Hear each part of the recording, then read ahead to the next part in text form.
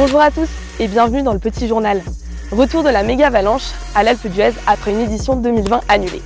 Nous avons d'ailleurs suivi Kilian Bron, le récent vainqueur de la Mountain of Hell.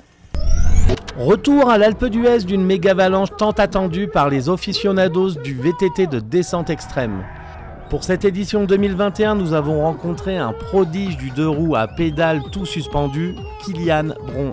Ça fait 2 ans maintenant qu'on attend la nouvelle édition de la Méga, sachant qu'il n'y a pas eu l'édition en 2020. Donc là, tout le monde est excité. C'est une course que tout pilote a envie de gagner. Fraîchement vainqueur pour la seconde année consécutive de la Mountain of Hell, une autre course pour fous du guidon organisée par nos voisins des Deux Alpes, Kilian n'en garde pas moins la tête froide.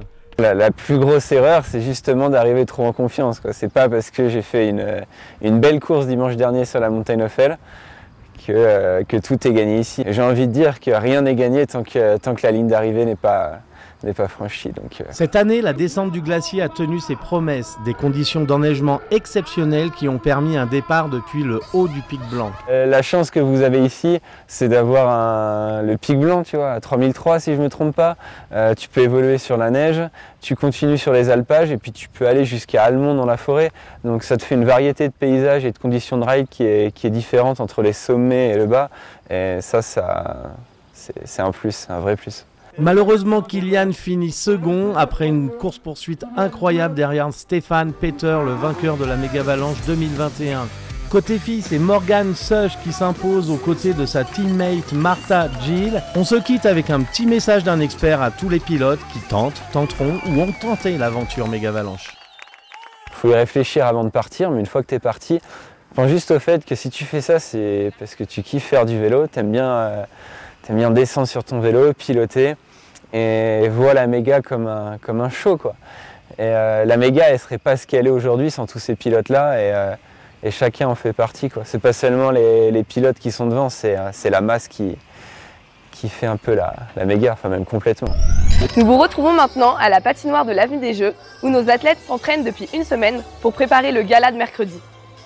Patineurs de l'Alpe d'Huez et de Vaujany sont réunis sur la glace pour 2 semaines d'entraînement intensif.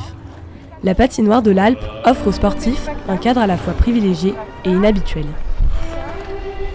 Magnifique, c'est des conditions, c'est des très bonnes conditions, des conditions spéciales pour mes athlètes qui ont l'habitude de s'entraîner en intérieur avec, voilà, pas à gérer le soleil, pas à gérer toutes ces conditions. Donc là, c'est une belle expérience qu'on a là de s'entraîner ici, ouais. Des athlètes de tout âge et de tout niveau travaillent sous les yeux attentifs des coachs leur programme de la saison à venir, qu'ils présenteront lors du gala de mercredi. Alors vous allez voir des triples sauts, vous allez voir de la danse, vous allez voir leur programme qu'on est en train de préparer, parce qu'ils ont une saison qui les attend à partir du mois d'août, les grands prix commencent, toutes les compétitions internationales commencent. Donc voilà, il ne faut pas oublier que c'est des athlètes de haut niveau qui s'entraînent 6-7 heures par jour. Et voilà, il y aura des âges différents, des filles de 12, des toutes petites, des grands, donc vous allez voir de tous les niveaux, ça va être chouette, ouais. François Pitot, 16 ans, membre de l'équipe de France Junior, sera un des athlètes à faire vibrer l'Avenue des Jeux mercredi. Là, je vais présenter mon programme court, donc de cette année que je vais présenter en compétition. Ah, c'est magnifique, c'est vraiment un cadre inouï, extraordinaire. C'est assez agréable et puis les gouttes rouges pour le cardio et tout, c'est cool. L'association des pôles sportifs des 2 stations permet aux patineurs de diversifier leurs entraînements. On a commencé à travailler en septembre quand je suis allée pour mon élève Alicia Lopez qui préparait les masters. Et en fait, au fur et à mesure, on a commencé à travailler ensemble. Et le but, c'est voilà, que mes futurs petits espoirs aillent là-bas, qu'ils les entraînent aussi également, qu'on puisse partager comme ça dans le partage. On est à côté, c'est un bon partage et du travail à venir. Je vous donne donc rendez-vous à 19 h à la patinoire de l'Avenue des Jeux pour profiter du spectacle. À bientôt dans un prochain Petit Journal.